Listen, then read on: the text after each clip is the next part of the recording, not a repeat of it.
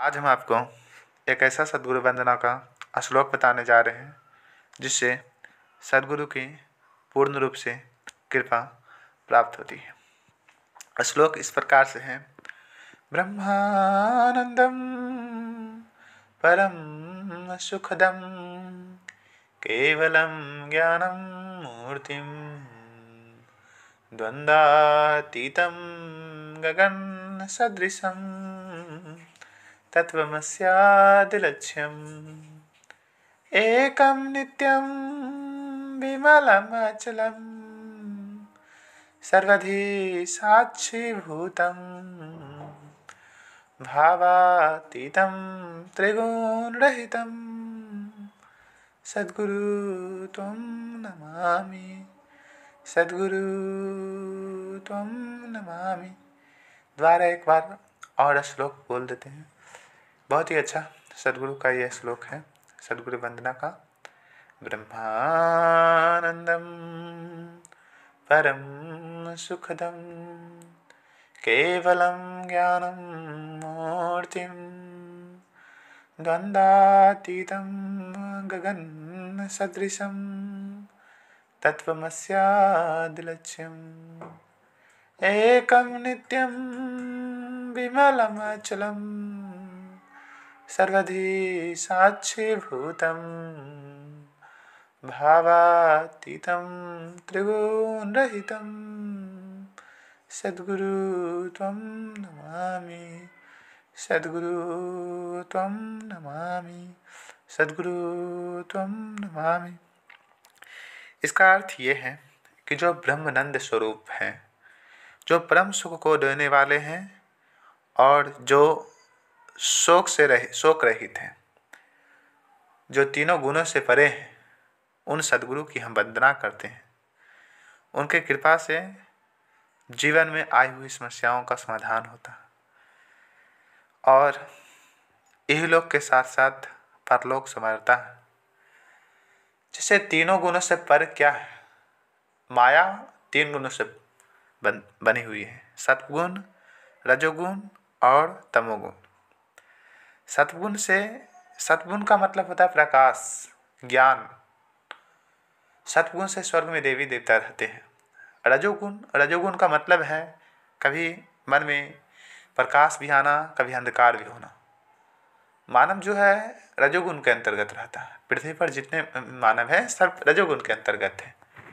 उसके मन में कभी अच्छा विचार भी आते हैं, कभी वो शुभ काम करता है, शुभ यानी अच्छे कदम करता है, दूसरे को हानि नहीं पहुंचाता, कभी दूसरे को हानि पहुंचाता। यानी जो रजोगुण है वो दोनों तरफ कार्य करता है। और तमोगुण का मतलब होता है अज्ञान, अंधकार। जो भूत प्रेत सब होते हैं उनको कोई ज्ञान नहीं होता, और जो दानव होते हैं, राक्षस होते हैं, उन्हें भी कोई ज्ञान नहीं होता। उन्हें लाख समझाने पर भी ज्ञान का प्रभाव नहीं पड़ता। ज्ञान का प्रभाव सत्पुरुषों पे पड़ता। तो कहा जाता है कि जो ब्रह्मानंद स्वरूप हैं और शोक रहित है, तीनों गुणों से परे हैं, वास्तव में जब तक मानव सत्गुण, रजोगुण और तमोगुण के अंतर्गत रहते हैं तभी तक मानव के जीवन में शुभ और अशुभ कर्म होते रहता है, शुभ और अशुभ होते रहता है। लेकिन जब यह हम तीनों गुणों से परे हो जाते हैं तो ईश्वर की स्थिति को प्राप्त होते हैं। अर्थात मानव अपनी योग साधना के बल से अपने अंदर के आज्ञा चक्र को जागृत कर अपने आत्म साक्षात्कार करके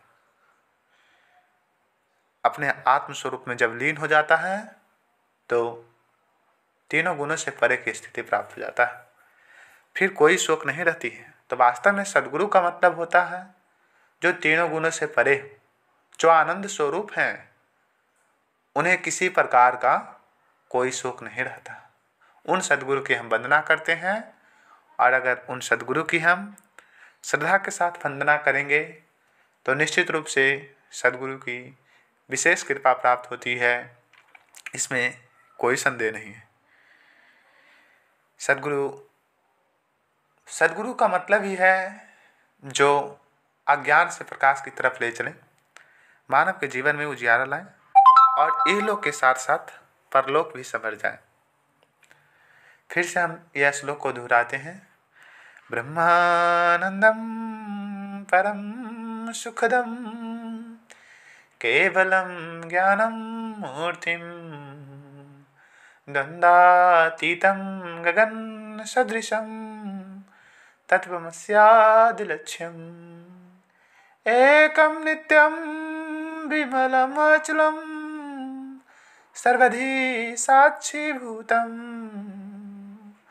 भावातीतं त्रिगुणरहितं सद्गुरु त्वं नमामि, सद्गुरु त्वं नमामि। बहुत ही अच्छा सद्गुरु वंदना श्लोक है। मानव के जीवन में उतार चढ़ाव होते रहता है, लेकिन सद्गुरु का अगर हम ध्यान करते हैं, ईश्वर पर विश्वास रखते हैं, तो निश्चित रूप से हमारा जीवन मंगलमय होता है, कल्याणकारी होता है। इसी के साथ हम अपनी वाणी को विराम करते हैं। अगर वीडियो अच्छा लगे तो लाइक करें, शेयर करें, सब्सक्राइब करें। थैंक्स।